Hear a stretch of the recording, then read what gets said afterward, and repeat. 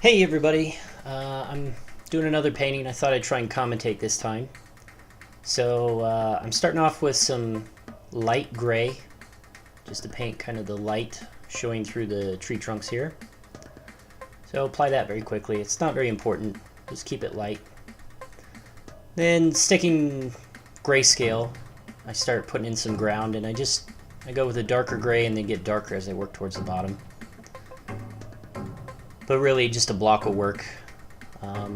Because the paint was wet, I got a soft edge between the two colors, but it's not that soft. You can see a pretty firm line, so it's okay, but it stays firm. The trees are just lines. Real quick, I use the small flat brush. Pretty basic. Pop them in there. Keep them light, just slightly darker than the background. I'm not worried about the bottoms, I just brush them out. The paint's still pretty wet at this point. Then, starting in the base of the leaves of the trees. Again, keeping that pretty loose. I mix up a slightly darker gray and do a couple closer trees. Not too many. They're still basically just lines. I'm putting like a branch on each one. But my goal is to push through here as fast as I can. The background's not really important. It just helps set the mood. So I don't want to spend too long fussing around and getting little details, because a lot of it gets covered up, and for the most part it's not the focal point of the painting. I do a few random dark marks on the ground. It helps kind of give it a surface. Feels like there's something there. There's not a lot of thought put in there. I just kind of streak them and then brush over them until they kind of blend together. When I paint up into the trees, I start with this sort of gray, and I'm just getting darker and darker. The top corners anyway are pretty close to black. Maybe not solid black because there's some white in my brush. And then I keep the center area here just a little lighter. I want to affect like some light is shining down across the tree or trees, the leaves in there. I mean, it's a pretty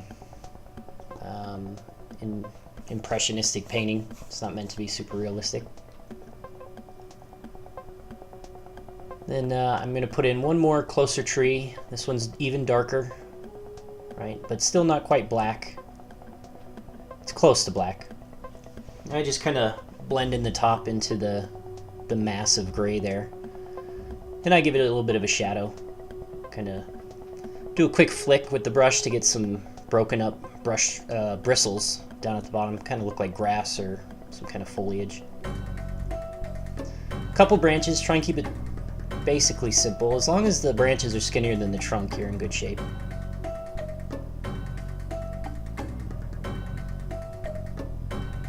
So now I'm mixing up a green for my leaves. So far everything's been black and white, and I'm keeping this green grayed out. I'm adding some black and white to it, just so that's not ultra vibrant. I want the red to be the most vibrant part of the painting. So I'm keeping the green knocked down. Also, when you get a vibrant green next to a vibrant red, it kind of gets Christmassy. Green and red are good complementary colors, but it's hard to make them work without getting tacky or Christmas look. So I kind of kill the green a little bit by graying it out. I just break apart the bristles in my brush by stabbing the paint, and then I tap on the canvas using the brush almost like a stamp, stamping the sort of natural pattern of the bristles. It gives me a broken up shape, a foliage shape. It's a quick way to do a lot of value changes. It creates detail, and it looks organic, like foliage of some kind. Now as I'm going, I'm adding touches of yellow and white to my mix, so it's getting a little brighter, and I'm focusing the brighter pops of green kind of along that center area where I kept the background a little grayer.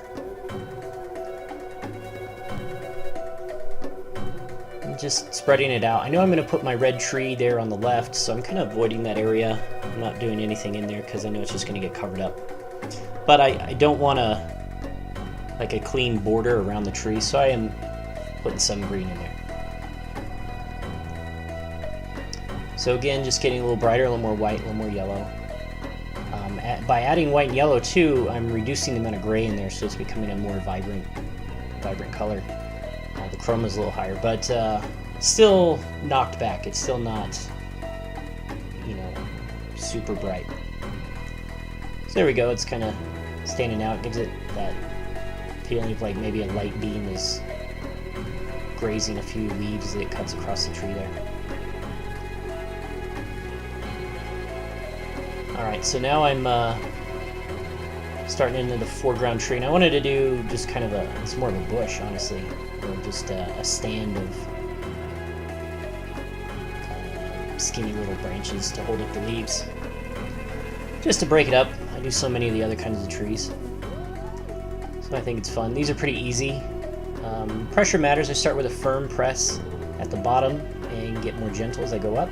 As long as you have the right amount of paint in your brush, it should work out. If you don't have enough or too much, it gets blobby and gross, and not enough, it breaks apart with the texture of the canvas. Then I'm adding in the shadow at the bottom. This is solid black, this tree. It's dark enough, or darker than the tree behind it, that it feels closer. And then I put in some grass and just a little junk at the bottom. I decided I want to break up the shadow area by putting in some gray grass just to kind of break it apart, but I feel like this was kind of a waste of my time. I should have just left it all black. I don't think it adds that much to the painting.